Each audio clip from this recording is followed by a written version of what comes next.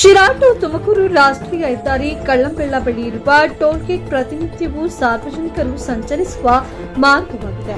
ಆದರೆ ಇಲ್ಲಿ ಟೋಲ್ಗೇಟ್ ಸಿಬ್ಬಂದಿಯವರು ರೌಡಿಗಳ ರೀತಿ ವಾಹನ ಸವಾರರ ಮೇಲೆ ದೌರ್ಜನ್ಯವನ್ನ ನಡೆಸುತ್ತಾರೆ. ಈ ದೌರ್ಜನ್ಯದ ಬಗ್ಗೆ ಕೆಲವು ಡ್ರೈವರ್ಗಳು ಹಾಗೂ ವಾಹನ ಸವಾರರು ಪ್ರಶ್ನೆಯನ್ನ ಮಾಡಿದರೆ ಅವರ ಮೇಲೆ ರೌಡಿಗಳ ರೀತಿಯಲ್ಲಿ 4-5 ಜನರ ಗುಂಪು ಸೇರಿ ಅವರನ್ನ ಬೆದರಿಸುತ್ತಾರೆ. ಯಾವುದೇ ರೀತಿಯಾಗಿ ಇಲ್ಲಿ ಸುರಕ್ಷತೆ ಅನ್ನೋದೇ ಇಲ್ಲ ಹಾಗೂ ಕೆಲವು ಸಿಬ್ಬಂದಿಗಳಿಗೆ ಕನ್ನಡ ಕೂಡ ಬರುತ್ತಿಲ್ಲ. ಸ್ಥಳೀಯ ಲೋಕಲ್ ವಾಹನ ಸವಾರರಿಗೆ ಕೇಳಿದರೆ ವಿನಾಕಾರಣ ಸ್ಥಳೀಯರು ಪ್ರಶ್ನೆ ಮಾಡುವುದು ಕೂಡ ಕಷ್ಟದ ಪರಿಸ್ಥಿತಿ ಎದುರಾಗಿದೆ.